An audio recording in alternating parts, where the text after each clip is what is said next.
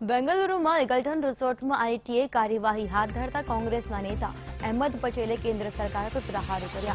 કેન્દ્ર સરકાર બદલાની રાજનીતિ કરી રહ્યું છે। આઈટીના દરોડા સરકારનો તણાવ દર્શાવે છે। ઉલ્લેખનીય છે કે ગુજરાત કોંગ્રેસના 42થી વધુ ધારાસભ્યોને આ રિસોર્ટમાં લાવવામાં આવ્યા છે। તો આઈટીએ દરોડાની કાર્યવાહી હાથ ધરી છે। બેંગલુરુના એગલ્ટન રિસોર્ટ પર આઈટીએ જે રીતે કાર્યવાહી કરી છે, કોંગ્રેસ નેતા અહેમદ પટેલે કેન્દ્ર સરકાર પર પ્રહારો કર્યા છે। સરકાર જે રીતે આ પગલું ભરી રહી છે તેને લઈને હવે કોંગ્રેસે પણ આક્ષેપ કર્યો છે। અહેમદ પટેલે કેન્દ્ર સરકાર પર પ્રહારો કર્યા છે। રાજનીતિ કેન્દ્ર સરકાર જે રીતે કરી રહ્યું છે તેને લઈને કોંગ્રેસે પ્રહાર કર્યા છે। મહત્વનું છે કે આઈટીના દરોડા સરકારનો તણાવ દર્શાવે છે। બેંગાલુરુના એગલ્ટન રિસોર્ટ પર આઈટીની કાર્યવાહીના મામલે આ નિવેદન આપવામાં આવ્યું છે। તો સંસદમાં પણ હોબાળો કર્યો છે કોંગ્રેસે। જ્યારે કોંગ્રેસના કાર્યકર્તાઓ બેંગલુરુ રિસોર્ટમાં છે ત્યારે તેમણે કહ્યું છે કે પોતાની સ્વેચ્છાએ કોંગ્રેસના ધારાસભ્યો રિસોર્ટમાં ગયા છે।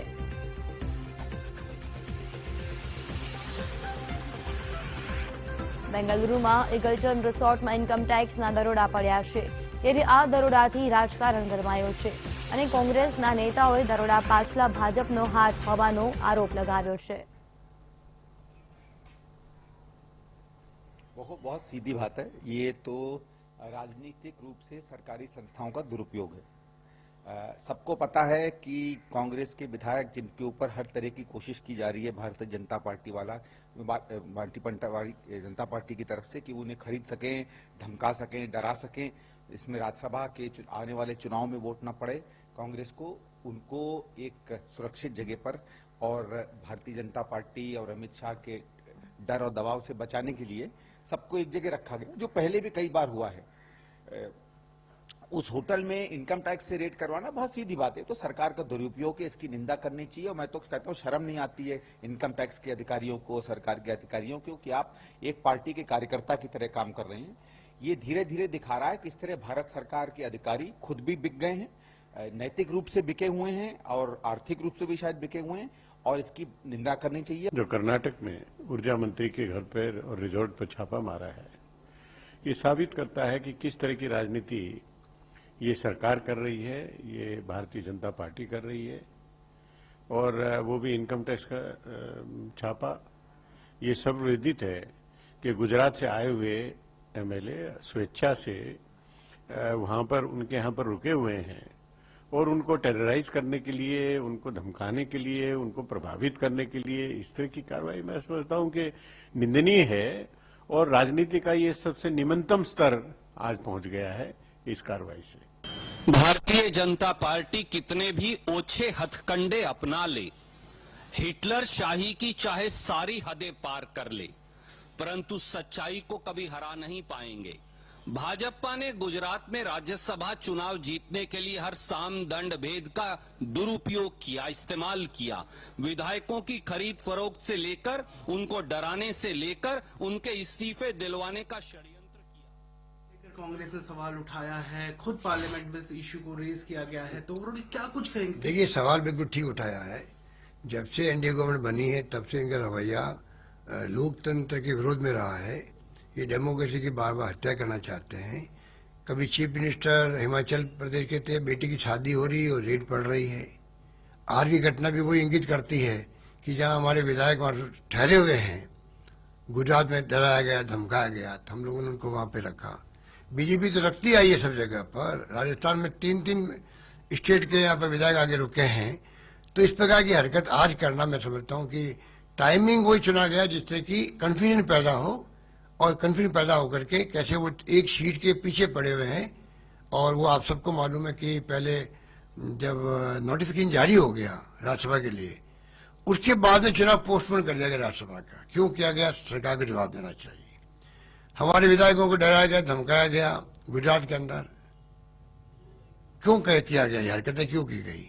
10-10 करोड़ ऑफर किए जा रहे हैं उन लोगों को, और आज वो वहां रुके हुए हैं। तो उसी दिन एक मंत्री के यहाँ रेड करना, वहां पे उनको जाग करके उनके कमरे में रेड करना, वो क्या इंगित करता है? तो तो जानबूझ करके ये जो बिहार के अंदर हरकतें की इन्होंने, 12 घंटे में सरकार बदल गई, गठबंधन बदल गया। यूपी के अंदर एसपी के और बीएसपी के विधायकों को आप देख रहे हो क्या कर रहे हैं उनके साथ में। गुजरात में हमारे विधायकों के साथ में क्या व्यवहार कर रहे हैं। तो ये लोकतंत्र की जो महान परंपरा रही है 70 साल तक, उसको ये डैमेज करना चाहते हैं। मैं उनकी बहुत कंडेम करता हूँ।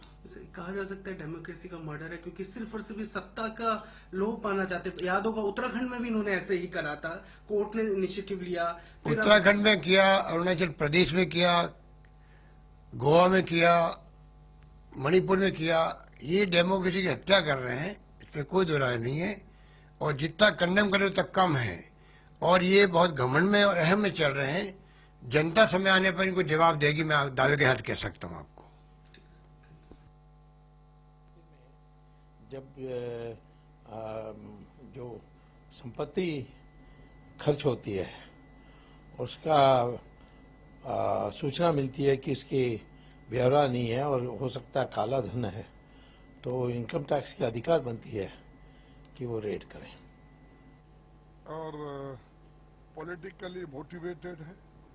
और जिस वक्त इलेक्शन चल रहा है गुजरात का, उस वक्त उनके घर के ऊपर टारगेट करके ऐसा करना ये ठीक नहीं है और पॉलिटिकल वेंडेटा है। यदि कोई वेंडेटा कर रहे हैं वो कांग्रेस पार्टी कर रही है। यदि कोई रिजॉर्ट पॉलिटिक्स कर रहे हैं वो कांग्रेस पार्टी कर रही है। यदि कोई करप्शन ब्लैक मनी में उलझा हुआ है वो कांग्रेस पार्टी उलझी हुई है।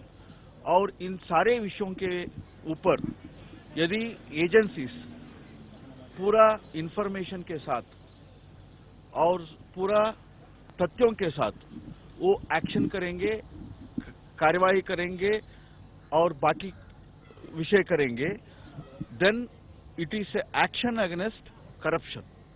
वो करप्शन के खिलाफ, ब्लैक मनी के खिलाफ एक्शन है।